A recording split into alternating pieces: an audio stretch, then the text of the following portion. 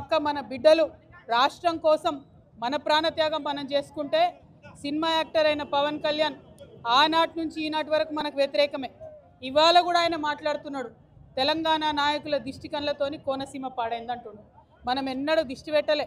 కోనసీమ బాగుంది, కోనసీమ ఎట్లుందో అట్లా తెలంగాణ కావాలనుకున్నాం తప్పితే ఏనాడు కూడా తెలంగాణ బిడ్డలకు మనస్సు చిన్నగా ఉండదు, పెద్దగా ఉంటుంది, పెద్దగా ఆలోచిస్తాం.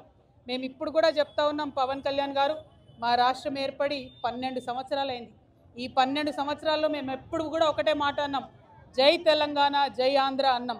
తెలంగాణ ఎంత బాగుందో ఆంధ్ర కూడా బాగుండాలన్నాం. నేను ప్రత్యేకంగా లోక్సభలో నిలబడి ఆంధ్రకు ప్రత్యేక హోదా కూడా ఇవ్వాలని అడిగిన.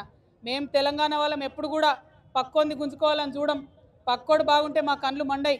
మేం బాగుండాలని కోరుకుంటాం తప్పితే పక్కవాడు చెడిపోవడాలని ఎప్పుడు కోరుకోలేదు. మా ఉద్యమంలో ఒకవేళ మేము అట్లా కోరుకున్నట్టయితే ఉద్యమ స్వరూపం వేరేలాగుండే.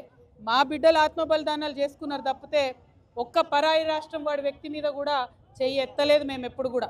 ఆ విషయాన్ని దయచేసి పవన్ కళ్యాణ్ గారు గుర్తుపెట్టుకోవాలి. ఆనాడంటే మీరు సినిమా యాక్టర్ ఏమన్నా నడిచింది, ఇవాళ మీరు డిప్యూటీ చీఫ్ మినిస్టర్.